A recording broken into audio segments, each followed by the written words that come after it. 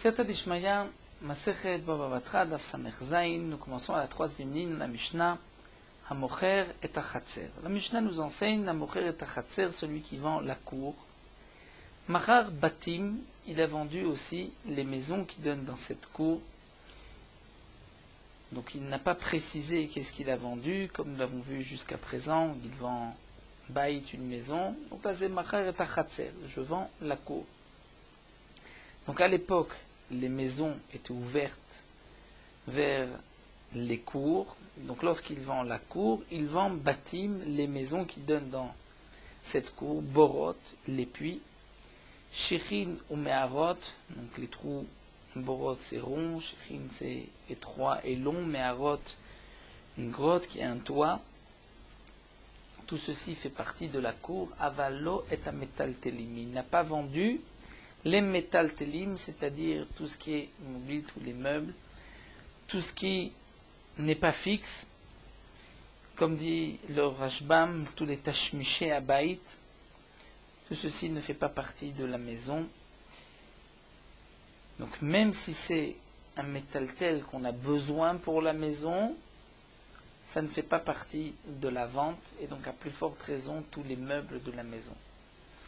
Bisman she'amar lo hu vechol ma shebetocho, dans le cas où il a dit je te vends hu, la cour et tout ce qui est à l'intérieur. Hare kulan mechurim, tout est vendu, tout fait partie de la vente. Mais comme explique le Rashbam encore une fois, tout, c'est-à-dire tout ce qui est métal tel, qui se déplace, des objets qui servent à la maison. Mais s'il y a du blé, de l'orge dans la maison, ceci n'est pas vendu. Benkar ou benkar, dans tous les cas, qu'il est dit je te vends le chatzer, chatzer stam, ou le chatzer et tout ce qui se trouve à l'intérieur, lo machar, il n'a pas vendu, lo etamechatz, ni un bain, s'il y avait un bain public ou un bain qui était ici donc privé mais qui était destiné au public, parce que ceci ne fait pas partie du chatzer, velo et betabad, ni le pressoir, chez Betocha qui se trouve dans la cour.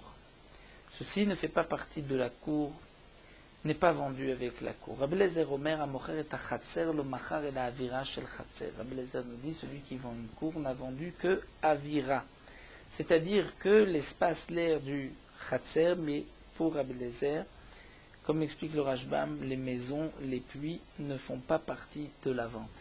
Et encore une fois, le Rashbam nous rapporte la question qu'il avait déjà posée auparavant. Pourquoi on ne pourrait pas dire, voyons voir quelle a été la somme qui a été versée. Évident que lorsque on achète un chatzer, ce n'est pas le même prix que chatzer tout seul ou chatzer avec les maisons. Donc il suffit de voir quelle était la somme qui a été versée, mais le Rashbam nous rappelle la Gemara dans Baba Metzia, en ona'a le karkaot. Un terrain peut être vendu à n'importe quel prix. Donc même si il a versé une grosse somme, on pourrait dire c'est seulement pour le chatzer et ce n'est pas pour les maisons à côté du chatzer. Donc nous devons définir qu'est-ce qui fait partie du chatzer, qu'est-ce qui ne fait pas, et on ne peut pas tenir compte de l'argent. Tanu Rabbanan, l'Agman nous rapporte une braïta, mocher et achatzer, celui qui vend une cour. Machar batim achitzonim ou batim apnimim. Il a vendu les maisons chitzonim extérieures qui sont ouvertes vers la cour, ou batim apnimim, et les batim, les maisons intérieures dans la cour. Donc même les maisons extérieures, mais qui ont une porte vers la cour, sont vendues. Ou bet achul saot. Il a vendu aussi Bet Achul Tsaot. Le Rashbam m'explique, Achul Tsaot, c'est un terrain, une terre où il y a du sable. La terre, c'est du sable et on fait sortir du verre de ce sable. Donc c'est un endroit chachouv, important en soi. Donc ceci est considéré aussi comme étant vendu dans la cour. Morta Khatser, il a vendu les maisons Chitzonim extérieur, Pnimim, Betachul Saot. Il a vendu aussi Chanuyot, Ptuchot, Letocha, Nimkarot, Ima. Les magasins qui sont ouverts, qui donnent dans la cour, c'est-à-dire, nous explique le Rashbam, qui ne vendent qu'aux habitants de cette cour, Nimkarot Ima, ces magasins sont vendus avec la cour. Et les magasins qui ne sont pas ouverts vers la cour, mais qui desservent le Reshut Harabim, En Nimkarot Ima, ne sont pas vendus avec la cour. Ptuchot lekan velekan, et dans le cas où le magasin est ouvert aussi bien pour l'extérieur, mais que pour les habitants de la cour aussi, dans ce cas-là, Nimkarot Ima, nous allons sauter ces deux mots, Elou Vaelou, comme dit le Bar, Nimkarot Ima, les magasins sont vendus avec la cour, étant donné que c'est ouvert aussi pour les habitants de la cour. Et Rabbi Eliezer Omer, Hamocher et Chaser, le Machar et la Milousa shel Chatser. Pour Rabbi Eliezer, celui qui vend la cour, n'a vendu que Milousa shel Chatser. Que signifie Milousa?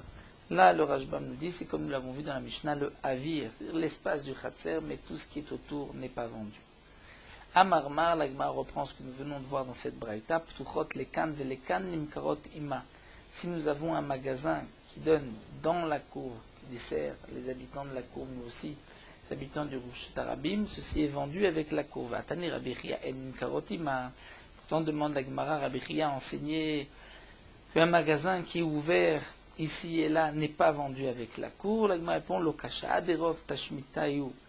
Tashmishtayu lego haderov tashmishtayu lebar. Tout dépend si la majorité de l'utilisation de ce magasin est vers l'intérieur ou vers l'extérieur. Ce que nous a dit Rabbi Chia, que ce n'est pas vendu, c'est lorsque la majorité de l'utilisation est plus vers le côté extérieur. Il est plus ouvert que du côté intérieur. Donc ça, ce n'est pas vendu. Mais lorsqu'il est plus ouvert du côté intérieur que l'extérieur, il est vendu avec la cour. Nous avons vu dans la Mishnah que Rabbi Eliezer nous dit Amocher tachatzer lo machar la avira shel chatzer, celui qui vend la cour n'a vendu que l'espace, donc la cour, mais pas les maisons tout autour. Amar Rava, d'après une version sur le côté, Rava nous a dit mais ide amarle dirta de koule alma l'obligé de bate mashma. Si lorsqu'il a vendu, il lui a dit, nous explique le Rashbam, le vendeur a dit à l'acheteur, dirta c'est comme dira, c'est-à-dire cette habitation je te vends. Il lui a vendu la cour, il ne lui a pas dit je te vends la cour, il lui a dit je te vends dirta, c'est-à-dire cet endroit où on peut habiter, ce mador. Là dans ce cas-là, des koulal malopligé, aussi bien d'après les Chachamim que d'après Rabbi Eliezer, il n'y a pas de machloket, c'est sûr que des baté mashma. Que, puisqu'il a utilisé le terme d'habitation, donc lorsqu'il a vendu la cour, c'était aussi les maisons qui donnent dans cette cour. Et Rabbi Eliezer est aussi d'accord. Étant donné que dans la cour, on ne peut pas habiter, on ne peut habiter que dans la maison. Donc lorsqu'il lui a dit dirta, une habitation, donc c'est les maisons aussi, qui pliguaient, et quand est-ce que nous avons une marloquette entre Rabbi Eliezer et Tanakama, de amarle darta. Il ne lui a pas dit dirta, il lui a dit darta. Et darta, hein, c'est la traduction de chatser d'une cour. Donc là, nous avons une marloquette. Que signifie la cour? Mar savar l'impense tarbitsa mashma, que la cour signifie tarbitsa, c'est-à-dire juste l'espace l'air, comme s'il lui a dit je te vends la cour. Donc c'est juste la cour et pas plus. Mais les chachamim pensent, Omar savar, baté mashma, et les chachamim pensent que c'est les maisons. Même darta et dirta, c'est exactement la même chose pour les chachamim, c'est aussi une habitation. Et donc, c'est pour cela qu'il a vendu aussi les maisons. Donc Rava vient nous expliquer, d'après cette première version, que toute la marloquette entre Rabbi Eliezer et les chachamim, c'est lorsqu'il a utilisé le terme de darta, donc de chatser. S'il a utilisé le terme de dirta, d'habitation, c'est sûr qu'il a vendu les maisons, puisqu'on n'habite pas dans la cour, on habite dans les maisons. Mais lorsqu'il a utilisé darta, pour Rabbi Eliezer, darta, c'est la cour, ou la vire de la cour. Pour les chachamim, c'est même les maisons. Le Rashbam nous dit que d'après ce premier lachon, lorsqu'il lui dit je te vends ce chatser, là tout le monde sera d'accord qu'il n'a pas vendu les maisons, puisqu'on vient expliquer que les chachamim ont traduit darta comme dirta, comme une habitation. Mais s'il avait utilisé le terme de chatser, c'est sûr que les maisons ne sont pas vendues. Donc la Mishnah où c'est marqué Amocher et chatser, on ne parle pas dans le cas où il a dit je te vends la cour, puisque si c'est la cour, c'est sûr que ce n'est pas les maisons d'après les chachamim. Donc on va dire, il a vendu la cour dans le langage habituel, c'est-à-dire il a utilisé le terme de darta. Là nous avons la marloquette, est-ce qu'il a vendu les maisons ou pas. Ça c'est le premier lachon. Ikade Amri, d'après une autre version, nous dit la Gemara, Amarava Rava nous enseigne d'Amarle darta dekulal malopligé de bate mashma. Dans le cas où il a utilisé le terme de darta, donc à plus forte raison dirta. Dirta ou darta, d'après cette version, même Rabbi Eliezer est d'accord que cela signifie habitation, donc même les maisons. Qui pligué, quand est-ce qu'il y a une marloquette d'Amarle Chatser, lorsqu'il a utilisé le terme simple de Chatser, la cour. Mar, ça va Chatser avira mashma, Rabbi Eliezer pense Chatser, c'est la cour, bled, la cour, l'espace, mais ce n'est pas les maisons. Umar Savar, et l'autre pense, et les Chamim pensent, que Chatser, c'est que Chatser à Mishkan, comme le Chatser du Mishkan. C'est-à-dire, nous explique le Rashbam, dans la Torah, on nous parle du Chatser, de la cour du Mishkan, et la Torah nous dit, Orech et Chatser mea be'ama, verochav chamishim chamishim. La longueur du Chatser était de 100 amot et large de 50. Mais dans les 100 amot, il y avait le Kodesh HaKodashim, il y avait le Ohel Moed, qui étaient des maisons par rapport à la cour. Et pourtant, la Torah appelle tout ceci Chatser. Donc de là, on déduit que les maisons font partie du Chatser. Ça, c'est ce que donc la Gemara explique de l'Eshonot. Mais c'est vrai que d'après le deuxième Lachon, notre Mishnah Mocher et Chatser va être comprise comme c'est marqué. Il a marqué je te vends le Chatser. Le Rashbam nous dira même que c'est plus logique, Mistabra comme ce deuxième Lachon, puisque dans la Mishnah c'est marqué Chatser. Donc on préfère dire que Chatser, c'est là où il y a une marloquette. Mais Darta ou Dirta, ils sont tous d'accord que les maisons sont vendues. Donc de l'Eshonot. La Gemara continue, Ve'amar Rava, Amar Rav Nachman, Rava Adinun Rav Nachman, Machar lo chultzit ou metzula. Si un homme a vendu à son prochain, chultzit et metzula. Metzula, c'est le sol, dans un fleuve, on peut dire le carca, le sol du fleuve, là où, explique le Rashbam, là où on a l'habitude, où on trouve de l'or et de l'argent. Ou bien certains expliquent Metsula, c'est pour les poissons. Donc il lui a vendu Metsula, il lui a vendu aussi Chulzit. Chulzit, c'est, comme on l'avait vu, Chulzat, c'est-à-dire un terrain de sable. Donc il lui a vendu Chulzit et Metsula. Donc un terrain où il y a du sable et un terrain, dire le bas, le sol, le fond du fleuve, eh bien, Ichzik bechulzit lo kana Metsula. Si l'acheteur a fait un kinyan, une chazaka, dans un des deux, bechulzit, il n'a pas acquis la Metsula. Ichzik bemetsula lo kana chulzit. Bien que lorsqu'un homme vend deux terrains, l'acheteur n'a pas besoin de faire un kinyan dans les deux terrains. Il peut creuser dans un terrain, il va acquérir l'autre terrain, comme l'Agma va le rapporter ici au nom de Shmuel. Mais ici, dans le din de Chulzit et Metsula, on considère que ce sont deux utilisations différentes. Une utilisation, c'est pour Chulzit, pour faire sortir du sable, et Metsula, c'est pour de l'or et de l'argent. Donc, puisque ce sont deux endroits qui ont deux noms différents, même s'ils sont l'un à côté de l'autre, eh bien, on ne peut pas acquérir l'un en faisant un kinyan dans l'autre. Le Rashbam nous rapporte même un pasouk, puisque on peut acquérir une ville. Lorsqu'on habite dans cette ville, on peut acquérir toute la ville, mais on ne peut pas acquérir une ville en habitant dans une autre ville. Donc pourtant, la Gemara va poser la question Eni, mais Ve'amar Shmuel, Shmuel nous a enseigné Macharlo Eser Sadot Beser Medinot, lorsqu'un homme a vendu 10 terrains, 10 champs. Reuven va Shimon, 10 champs Beser Medinot dans 10 pays différents. Kivan Shirzik Bachat, même dès qu'il a fait une chazaka, donc là il ne s'agit pas de la chazaka des 3 années, mais une chazaka, un acte d'acquisition par chazaka, il a creusé ou il a clôturé un champ, Kana Kulam, il a acquis tous les champs. Donc si c'est ainsi, on devrait pouvoir acquérir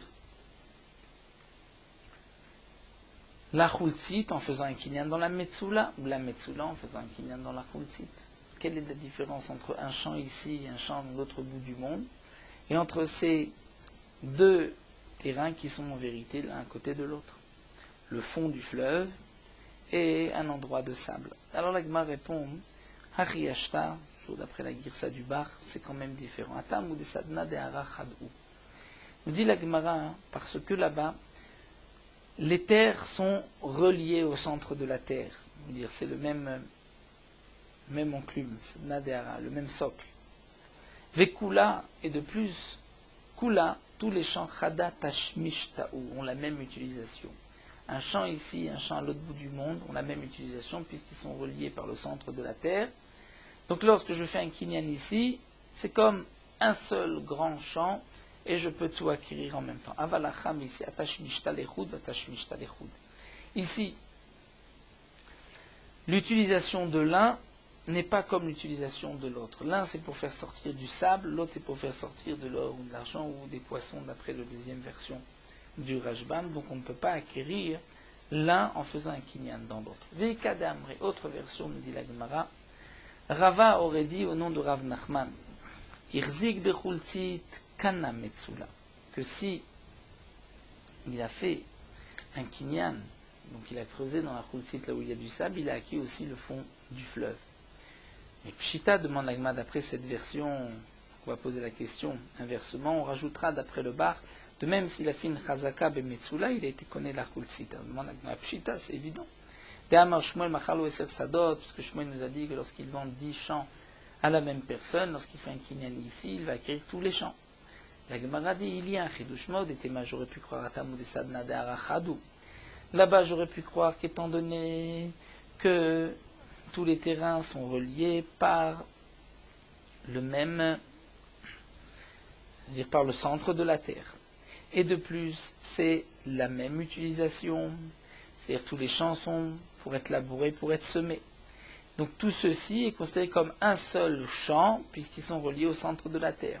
Avalacham ici, puisqu'ils ont une autre utilisation. Donc peut-être qu'ils sont séparés, ils sont différents, Kamash Malan, que non. D'après la deuxième version, tu peux faire un kinyan ici et acquérir l'autre. Donc ce qui était une réponse et une différence d'après la première version devient une avamina ici qui n'est pas retenue Kamashman. Donc là nous avons deux versions d'après Rava au nom de Rav Nachman. Donc Réhouven devant un Shimon, le fond du fleuve est aussi un terrain de sable. Lorsqu'il a fait un kinyan d'un côté, est-ce qu'il a acquis l'autre ou pas? Ça c'est une marloquette. D'après la première version, il n'a pas acquis. D'après la deuxième version, il a acquis l'autre champ, l'autre endroit en même temps. On continue avec une nouvelle Mishnah, Mocher Bet Abad. La Mishnah nous dit, celui qui vend Bet Abad, c'est un pressoir. Mocher Bet Abad Machar et Ayam. Donc il a vendu un Bet Abad, c'est la maison du pressoir. Dans cette maison ne servait qu'au pressoir. On dit Machar et Ayam. Il a vendu Yam. Yam, le Rashbam explique, comme nous verrons dans la Gemara, que c'est le pressoir lui-même. Le Rashbam rajoute que ce que nous allons voir qui est vendu, c'est ce qui est kavua, ce qui est fixe, et ce qui n'est pas vendu, c'est ce qui se déplace. Donc il a vendu Etayam, le pressoir lui-même, Ve'eta Mamal, Ve'eta Betulot. Nous verrons dans la Gemara que signifie Memel et Betulot, mais là encore le Rashbam c'est fixé au sol. Aval lo machar eta avirim, Ve'eta Galgal, Ve'eta Kora. Mais il n'a pas vendu ces trois choses, Avirim, Galgal, Kora, que nous verrons dans la Gemara. Au Bisman, Sha'amarlo hu vechol ma shebetocho, dans le cas où il lui a dit je te vends, ou le Bet Abad et tout ce qui se trouve à l'intérieur, Arikulan mechurim, tout est vendu. Tout est vendu étant donné que nous avons besoin pour le Bet Abad de tous les outils, de tout ce que nous allons voir de cette poutre, Avirim, Galgal et Kora. Rabbi Eliezer Omer, Amocher betabad machar et akora. Pour Rabbi Eliezer, celui qui vend le betabad a vendu aussi la poutre qui va servir à écraser les olives, comme nous le verrons dans la Gemara, qui est d'après Rabbi Eliezer l'essentiel du betabad. Donc la Gemara va nous expliquer quels sont tous ces termes. Machar et ayam. Yam, c'est quoi? Talfecha. Talfecha, Rashi traduit une sorte de bassine qui est ronde comme une adasha, comme une lentille. Les lentilles, en araméen, c'est l'ofrin, talfecha, c'est une lentille. Donc yam, c'est ce récipient, c'est-à-dire comme une bassine, mais qui est bien sûr fixée au sol, là où va couler l'huile, c'est l'essentiel du pressoir, ça c'est vendu. Veta memel, Amar Rabbi Abba bar Mamal, Rabbi Abba bar Mamal dit, on remarquera que bar Mamal, son nom était aussi, on retrouve souvent dans la Gemara, lorsqu'on cherche le nom de Mel, on nous rapporte un Rabbi Abba bar Memel, on rapporte le même nom. D'après certains, c'était un surnom qu'on lui avait donné, étant donné qu'il avait expliqué que signifiait Memel. Mais ce n'était pas obligatoirement le nom de son père. On retrouve dans plusieurs Gemarot les termes qui reviennent en forme de nom. Donc que signifie Memel? Mefarechta. Mefarechta, le Rashbam explique, c'est une pierre qui est trouée, où on va rentrer à l'intérieur un morceau de bois et on va écraser avec les olives. D'après certains, dit le Rashbam, c'est le morceau de bois lui-même qui va écraser, briser les olives.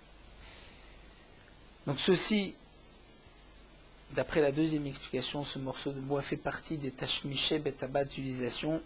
Donc même si ça se déplace, c'est vendu avec le betabad. Mais le Rashbam préfère la première explication, que c'est cette pierre qui est trouée, donc au milieu, on rentrait un gros morceau de bois qui brisait les olives, mais la pierre elle-même était fixée au sol, c'est pour ça qu'elle est vendue avec le betabad. Betulot, que signifient les betulot? Amar Rabbi Yochanan, klunsaot shel erez, shema'amidim bahem et akora. Rabbi Yochanan dit, ce sont des perches de cèdre que l'on plantait aux extrémités du pressoir et qu'on trouait l'un en face de l'autre, et ensuite on posait donc la poutre sur ces barres. Le Rashbam dit qu'en français, ça s'appelait des jumelles, théomim. Et dans d'autres endroits, ça s'appelait des achayot, des sœurs aussi. On retrouve le Targum Malaz, donc des sœurs ou des jumelles. Donc c'était des termes utilisés pour certains morceaux du pressoir. Donc ce sont des perches de cèdre. Grâce à ces perches, on va faire tenir la poutre qui va écraser les olives. Donc là aussi, les betulot, donc ces jumelles, ces sœurs, sont de perches, sont fixées au sol.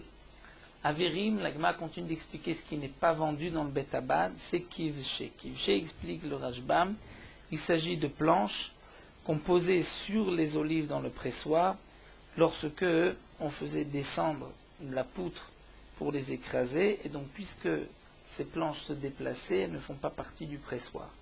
Elles sont mobiles. Galgal, Chumerta. La Gemara nous explique Galgal, ce qui n'est pas vendu non plus, c'est Chumerta. Chumerta explique le Rashbam, c'est peut-être une sorte de treuil, lequel on fait descendre la poutre et on la fait remonter. Et Kora, c'est la Kora, la poutre, qui n'est pas vendue non plus, puisqu'elle se déplace, c'est la poutre qui va servir à écraser les olives. Tanu Rabbanan, la Gemara nous rapporte ici une braïta. Mocher betabad, celui qui vend la maison du pressoir. Machar et anesarim, il a vendu les planches. Ve'et ayekavim. Donc ces premières planches, tout d'abord, nous dit le Rashbam, il ne s'agit pas des kivché que nous avons expliqué, sinon nous allons avoir une contradiction. Puisque auparavant, nous avons vu que kivché étaient les avirim qui ne sont pas vendus, et c'était des planches. Donc là, on voit que les planches sont vendues. Alors le Rashbam explique, ici, il s'agit de planches qui étaient fixées. Donc ce n'est pas, donc c'est des planches qu'on mettait tout autour pour ne pas que les olives s'éparpillent, mais ceci fait partie du pressoir. Donc, Amocher betabad machat nesarim, il a vendu ces planches qui sont fixes. Veta yekavim. Yekavim, dit le Rashbam, c'est ce yam achakuka que nous avons vu, donc le yam, cette pierre qui était trouée et qui avait la forme d'un yekev. Le yekev, là où le puits dans lequel l'huile tombait. Donc il a vendu Nesari, Mekavim, Veta, Mefarchot. Mefarchot, c'est le mémel que nous avons vu auparavant, qui permet d'écraser les olives. Ve'et arechaim atartonot avalo aeliona. Ou atartona avalo aeliona. Il a vendu dans la meule qui écrase la pierre du bas, mais pas la pierre du haut. La pierre du bas, nous explique le Rashbam, est fixée. Et c'est sur cette pierre qu'on va écraser les olives. Donc d'abord on va les briser, et ensuite on va les écraser, les moudre. Et ensuite on va dans le Bet Abad poser la poutre pour les presser. Donc il fallait d'abord les briser, ensuite les moudre et ensuite les presser. Donc le Rechaim est vendu, mais seulement la pierre du bas, mais pas la pierre du haut. Bisman Shamar Lohu Vechol Ma Shebetocho, lorsqu'il lui a dit je te vends le pressoir et tout ce qui se trouve à l'intérieur, et Kulan Mechurim, tout est vendu, puisque tout ceci est nécessaire pour presser les olives. Benkar ou Benkar, dans tous les cas, Lo Macharlo et Avirim, n'a pas vendu les Avirim, donc que nous avons traduit, sorte de planches qui se déplaçaient, Velo et Sakin, ni Sakin, Velo et Martsoufim, ce sont les sacs, donc les sacs qui sont de... Rashbam nous dit Martsoufim, c'est de peau, et les sakim, c'était généralement de poils de chèvre. Donc c'était là-bas où on entreposait, on mettait on déplaçait les olives. Donc ceci n'est pas vendu. Et Rab Lezer Omer Amocher betabad machar et takora. Rab Lezer, comme nous l'avons vu dans la Mishnah, pense que celui qui a vendu le betabad a vendu aussi la kora, la poutre, qui sert à presser les olives, Shenikra betabad et la alshum kora, puisque c'est appelé betabad, parce qu'il y a cette poutre qui permet d'écraser les olives. On continue avec une nouvelle Mishnah, Mocher et Amechatz, celui qui vend un bain public. On traduit par un bain public, mais c'est un bain qui sert au public. L'omachar est un essarim, il n'a pas vendu les planches. Le Rashbam nous dit que ce mechatz est en vérité une maison qui est formée de 3 maisons, l'une à l'intérieur de l'autre, comme l'Agma dit dans Maseret Shabbat, où la pièce intérieure était pour se laver, celle qui était ensuite extérieure, au milieu, les gens s'habillaient, se déshabillaient, et extérieur, les gens étaient debout, étaient habillés. Donc celui qui vend le mechatz a bien sûr vendu ces 3 pièces, comme c'est rapporté dans la Tosefta. Mais il n'a pas vendu un Nessarim. Nessarim, ce sont des planches qu'on mettait sur le sol, et les gens étaient debout sur ces planches pour ne pas qu'ils se brûlent les pieds à cause de la chaleur du sol, ou pour ne pas qu'ils se salissent, disait le Rashbam. Donc, puisque c'est le métaltel, ça se déplace, ça ne fait pas partie du mechatz. L'omacha est un essarim, il n'a pas vendu donc les planches, veta sephalim. Sephalim, le Rashbam explique qu'il s'agit d'une sorte de récipient dans lequel on mettait de l'eau, veta balniot. Et il n'a pas vendu non plus Eta Balniot, c'est-à-dire ceux qui vont servir, qui vont chauffer l'eau du mechatz, mais nous avons une autre girsa sur le côté qui dit Velo Eta Vilaot, des sortes, c'était aussi la girsa du Rashbam, des sortes de rideaux devant la porte, ou peut-être même, dit le Rashbam, un habit, donc une serviette pour s'essuyer.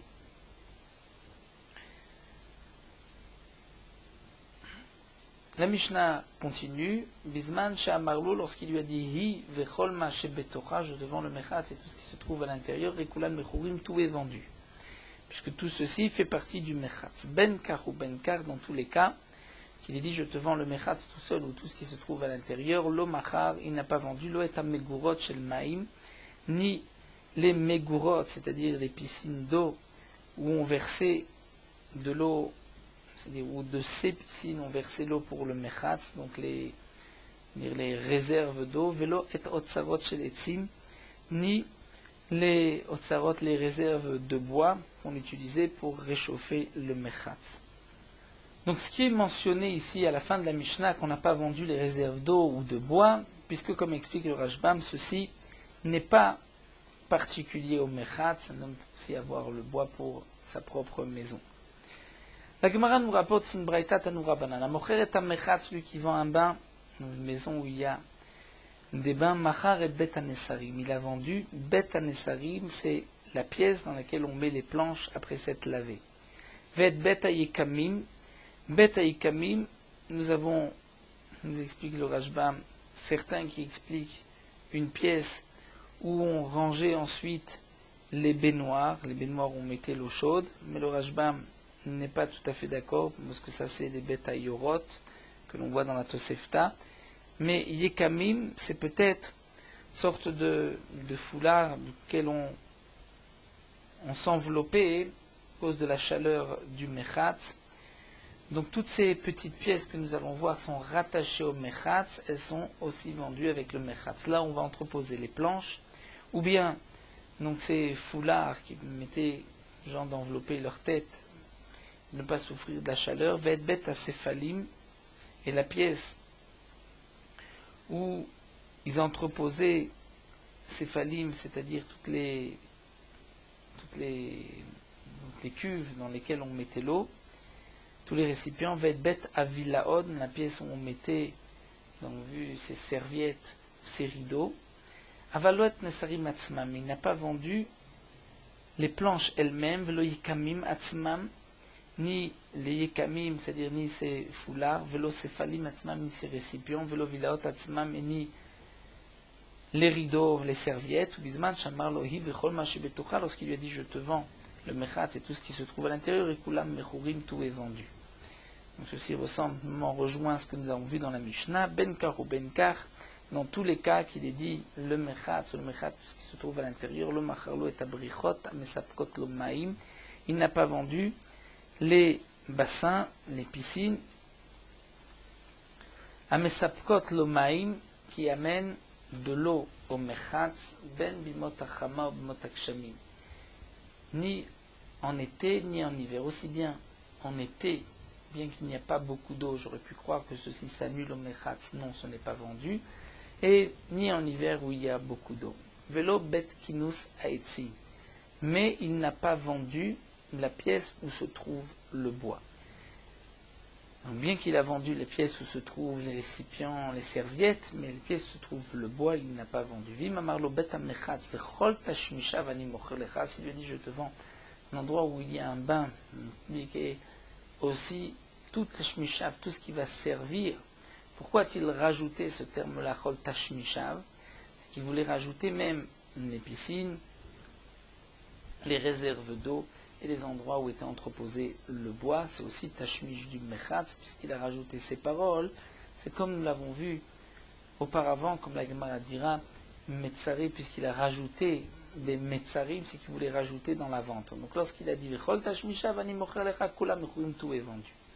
Et la Gemara termine avec une histoire où un homme qui avait dit à son ami betabad vechol tashmishav ani mocher lecha, je te vends betabad, un pressoir, vechol tashmishav, et tout ce qui sert au pressoir je te vends. Aveu haneu chan vata, il y avait chan vata, c'était des magasins dans lesquels on vendait du pain et du vin, iberae, qui était à l'extérieur, de avu shateche be'u shum sheme, où on étendait shum sheme, du sésame, pour les faire sécher, pour ensuite faire de l'huile de sésame. Mais c'est vrai que ces magasins essentiellement étaient pour vendre du pain et du vin, mais on s'en servait pour étaler, pour faire sécher du sésame. Atale Kamed et Rav Yosef, présenté devant Rav Yosef, donc celui qui avait acheté, il voulait dire, puisque betabad vechol tashmishav, tu m'as vendu aussi ces magasins où je pourrais tant de faire sécher le sésame pour ensuite le presser. Mais Rav Yosef a répondu, Amalou Tanina, nous avons enseigné, Im amar betamechatz vechol tashmishav ani mocher lecha rekolam mechurim, lorsqu'il a dit je te vends le mechatz et tout ce qui sert au mechatz, donc tout fait partie de la vente. Donc tu vois que lorsqu'un homme rajoute et dit Chol Tashmishav, il a vendu même les réserves de bois qui généralement ne sont pas vendues. Donc là aussi, puisqu'il t'a dit Chol Tashmishav, tu as vendu aussi ces magasins où on pouvait étendre et faire sécher du sésame. Amarle Abaye, Abaye lui dit Vatane Rabbi Chia, En Kulam Mechurim. Pourtant, Rabbi Chia a enseigné que non, En Kulam Mechurim, tout n'est pas vendu, puisque ce n'est pas particulier au Bet Abad. Donc, c'est peut-être ici différent. Et là, Ravashi reprend et dit Chazinan. On va regarder la chose suivante. Yamar le betabad vechol tashmishav ve'ilin metzar naha kane ve'ilo lo kane. S'il lui a dit je te vends le pressoir, tout ce qui est le tashmish, tout ce qui sert au pressoir, et aussi il a délimité metzar naha, voici les limites, voici ce que je t'ai vendu. Dans ce cas-là, il a tout vendu. Ve'ilo, et sinon lo kane, il n'a pas tout acquis, c'est-à-dire il n'a pas tout vendu. Donc le Rajbam termine la Sougia en nous disant que la halakha est comme Ravashi qui est Batra, qui était donc le dernier.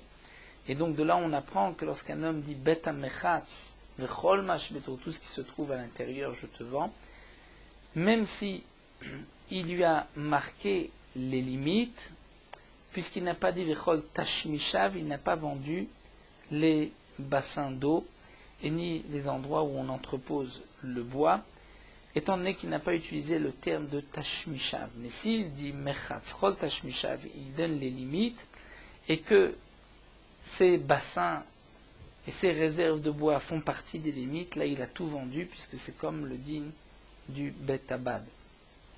Donc pour le Bet Abad aussi, nous avons vu que lorsqu'il va utiliser le terme de chol tashmishav, il va donner les limites, et que dans ces limites, les frontières, il y a aussi ces magasins où on pouvait étendre et faire sécher du sésame, ceci fait partie de la vente. Sinon, ça n'a pas été précisé, Vinu Metzera Lokane, il n'a pas acquis. Nous nous arrêtons ici à la Mishnah. Nous terminons avec Meorot Halacha Daf Samech Zayin. Un homme a l'interdiction de jeter des pierres ou des déchets de son domaine vers le domaine public. La Gemara nous rapporte qu'un homme enlever des pierres de son domaine et les jeter dans le domaine public. Un homme pieux, un chassid, l'a trouvé, il lui a dit Reka, homme vide, pourquoi tu enlèves les pierres d'un réchout qui ne t'appartient pas vers un réchout qui t'appartient? Celui qui a enlevé les pierres n'a pas compris et s'est moqué de lui. Il dit je n'enlève pas d'un réchout qui ne m'appartient pas vers un réchout qui m'appartient, au contraire, j'enlève d'un réchout qui m'appartient vers un réchout qui ne m'appartient pas. Mais par la suite, cet homme-là qui a enlevé les pierres de son champ a dû vendre son champ, et lorsqu'il se trouvait dans le domaine public, il a trébuché sur les pierres que lui avait jetées. À ce moment-là, il a dit, j'ai compris ce que ce chassid m'avait dit, j'ai compris que j'enlevais des pierres d'un domaine qui n'est pas à moi, c'est-à-dire que demain, il n'est peut-être plus à moi, et j'ai jeté dans un domaine qui m'appartient, puisque le domaine public sera toujours à lui. Donc ça, c'est la Gemara dans Masechet Baba Kama Dafnoun. Et là, on voit qu'il faut faire attention de ne pas jeter dans le domaine public. La Gemara nous dit aussi que celui qui endommage le domaine public, c'est plus grave que s'il endommage son prochain, puisque lorsqu'il endommage son prochain, ce n'est qu'une personne qui peut lui pardonner. Mais celui qui endommage le rabbim, le public, il ne peut pas demander pardon à tout le monde, et donc il lui manque la mechila sur son action.